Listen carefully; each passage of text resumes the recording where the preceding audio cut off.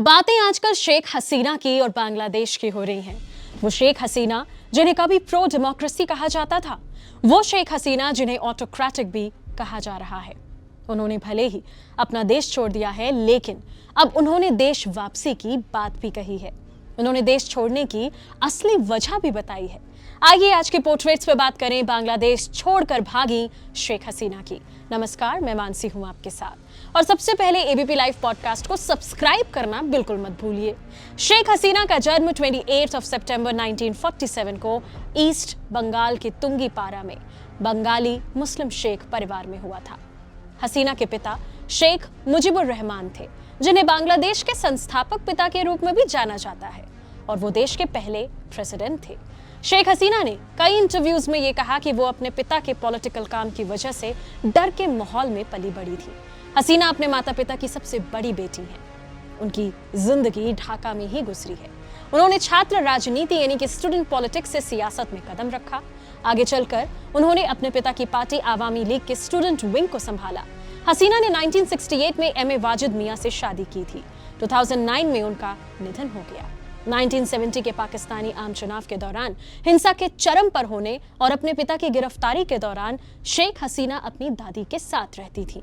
वो ढाका यूनिवर्सिटी की student politics में भी एक्टिव थी। शेख हसीना उस समय बांग्लादेश में नहीं थी जब 15 अगस्त 1975 को बांग्लादेशी सेना के विद्रोही अधिकारियों ने सैन्य तख्ता पलट के दौरान उनके पिता और उनके परिवार के मैक्सिमम मेंबर्स की हत्या कर दी थी। उस समय हसीना अपने पति के साथ जर्मनी में थी, जो एक साइंटिस्ट के रूप में काम कर रहे थे। जब माता पिता और भाइयों की हत्या कर दी गई तो शेख हसीना ने कुछ समय जर्मनी में बिताया और उसके बाद भारत की पूर्व प्रधानमंत्री इंदिरा गांधी ने हसीना को भारत में शरण दी। हसीना अपनी बहन के साथ दिल्ली आ गई और करीब 6 साल तक भारत में अपना समय गुजारा। 16 फरवरी 1981 को अवामी लीग का नेतृत्व करने के लिए चुना गया शेख हसीना को, और तब तक उन्हें बांग्लादेश में प्रवेश करने की एंट्री नहीं थी। शेख हसीना लंबे समय तक निर्वासित जीवन गुजारने के बाद 1981 में बांग्लादेश लौटी। जब हसीना बांग्लादेश लौटी तो उनका भव्य स्वागत किया गया। एयरपोर्ट पर उस वक्त हसीना के स्वागत में हजारों की संख्या में लोग जुट गए थे। बांग्लादेश लौटने के बाद हसीना ने अपने पिता की पार्टी आवामी लीग को आगे बढ़ाया। 1986 में हसीना ने पहली बार चुनाव लड़ा था। 1996 में हसीना पहली बार देश की प्रधानमंत्री बनी। 6 नवंबर 2008 को शेख हसीना बांग्लादेश में 2008 के आम चुनाव लड़ने के लिए लौटी। उन्होंने जातीय पार्टी के साथ महागठबंधन के बैनर तले संसदीय चुनावों में भाग लेने का फैसला किया। शेख हसीना ने बांग्लादेश के प्रधानमंत्री के रूप में दूसरा कार्यकाल 2009 से 2014 पूरा किया। शेख हसीना ने 2014 के आम चुनाव में भारी जीत हासिल करके बांग्लादेश के प्रधानमंत्री के रूप में लगातार दूसरी बार पदभार संभाला। चुनाव कथित तौर पर विवादास्पद रहे, जिसमें हिंसा की खबरें थी और चुनाव से पहले विपक्षी पार्टी पर कथित दमन की खबरें भी शामिल थी। शेख हसीना ने बांग्लादेश के प्रधानमंत्री के रूप में चौथी बार जीत हासिल की, जब उनकी आवामी लीग ने 300 संसदीय सीटों में से 288 सीटें जीती। विपक्षी गठबंधन के नेता कमाल हुसैन ने वोट को हास्यास्पद बताया और नतीजों को खारिज कर दिया। शेख हसीना ने जनवरी 2024 में 5वीं बार बांग्लादेश के प्रधानमंत्री पद की शपथ ली। उनकी पार्टी अवामी लीग ने मुख्य विपक्षी बांग्लादेश नेशनलिस्ट पार्टी यानी कि बीएनपी और उसके सहयोगियों के चुनाव के बहिष्कार के बीच 7 जनवरी को हुए आम चुनाव में भारी जीत दर्ज की थी।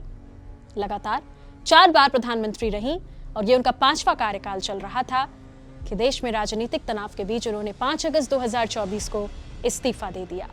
क्यों दिया इस्तीफा और क्यों देश छोड़कर भागी शेख हसीना, इसके 6 रीजंस आपको बता रहे हैं। पहला, बांग्लादेश में सरकारी नौकरियों में आरक्षण को लेकर स्टूडेंट्स ने विरोध प्रदर्शन किया था। यह प्रदर्शन देखते देखते हिंसक हो गया। विवाद उस 30% आरक्षण को लेकर है जो स्वतंत्रता सेनानियों के वंशजों को दिए जा रहे हैं। छात्रों का आरोप है कि मेरिट के आधार पर सरकारी नौकरियां नहीं दी जा रही। सरकार अपने समर्थकों को आरक्षण देने के पक्ष में है। दूसरा कारण, बांग्लादेश में आरक्षण को लेकर शुरू हुए छात्र आंदोलन में विपक्षी दल भी फ्रंट फुट पर आ गए। विपक्ष ने शेख हसीना सरकार के खिलाफ विरोध किया। विपक्षी पार्टी बांग्लादेश नेशनलिस्ट पार्टी ने खालिदा जिया के नेतृत्व में लाखों की भीड़ जुटाकर शेख हसीना की कुर्सी को हिला दिया। विपक्ष ने हसीना से इस्तीफे की मांग की। सरकार भी विपक्ष के विरोध का सामना करने में विफल रही। तीसरा कारण यह रहा कि बांग्लादेश में चल रहे प्रदर्शनों में सेना ने भी सरकार का साथ देने से मना कर दिया। हिंसक प्रदर्शनों में 90 लोगों की जान जा चुकी है। इसके बाद बांग्लादेश की सेना ने कहा कि अब वो प्रदर्शनकारियों पर गोलियां नहीं चलाएंगे। सेना मुख्यालय में बांग्लादेश आर्मी चीफ ने हालात के बारे में चर्चा की और ऐलान किया कि अब प्रदर्शनकारियों पर एक भी गोली नहीं चलाई जाएगी। इस बयान के बाद सेना का प्रदर्शनकारियों के लिए सॉफ्ट कॉर्नर नजर आया। चौथा कारण रहा बांग्लादेश में हिंसा भड़काने में पाकिस्तान का हाथ। बांग्लादेश की सिविल सोसाइटी ने पाकिस्तान उच्चायोग पर कट्टरपंथी छात्र प्रदर्शनकारियों को सपोर्ट देने का आरोप लगाया। पाकिस्तान स्टूडेंट्स को सपोर्ट के जरिए बांग्लादेश के आंतरिक मामलों में हस्तक्षेप कर रहा है। कुछ रिपोर्ट में खुलासा हुआ कि पाकिस्तान मिशन पाकिस्तान समर्थक जमात से जुड़े छात्र प्रदर्शनकारियों के एक वर्ग के कांटेक्ट में है जो बांग्लादेश में प्रतिबंधित है। पांचवा कारण रहा कि बांग्लादेश की आर्थिक स्थिति वैसे ही खराब थी। वहीं इस आंदोलन ने इसे और झटका लगा दिया। वहां तेजी से बेरोजगारी बढ़ रही है। शेख हसीना लंबे समय से बांग्लादेश की सत्ता पर काबिज हैं।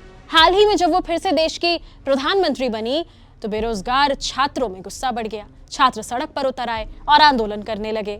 छठा कारण अब यह भी नजर आ रहा है कि बांग्लादेश के पूर्व प्रधानमंत्री शेख हसीना ने अमेरिका के खिलाफ एक चौंकाने वाला आरोप लगाया है।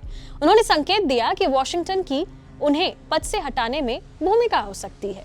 पूर्व प्रधानमंत्री शेख हसीना ने अमेरिका पर आरोप लगाया है कि उससे उन्हें सत्ता से हटाने का प्रयास किया क्योंकि उन्होंने सेंट मार्टिन द्वीप पर नियंत्रण छोड़ने से इनकार कर दिया था।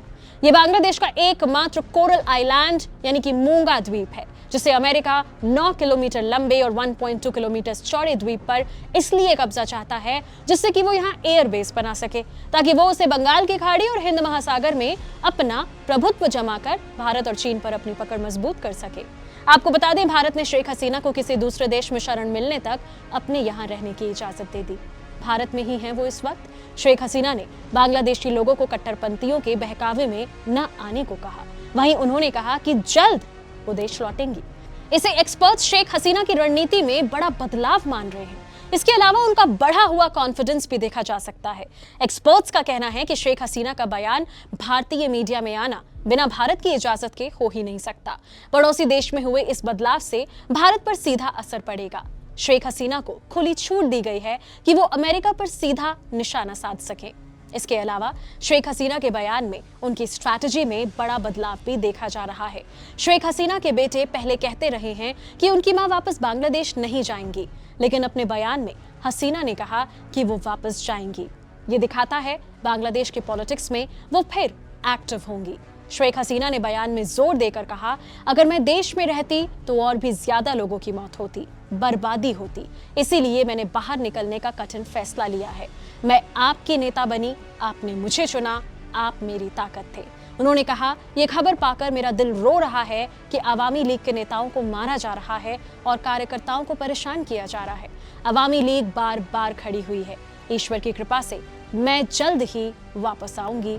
ये हैं शेख हसीना। वीडियो की इन्फॉर्मेशन अच्छी लगी हो तो इसे लाइक करें, शेयर करें, एबीपी लाइव पॉडकास्ट को सब्सक्राइब करें।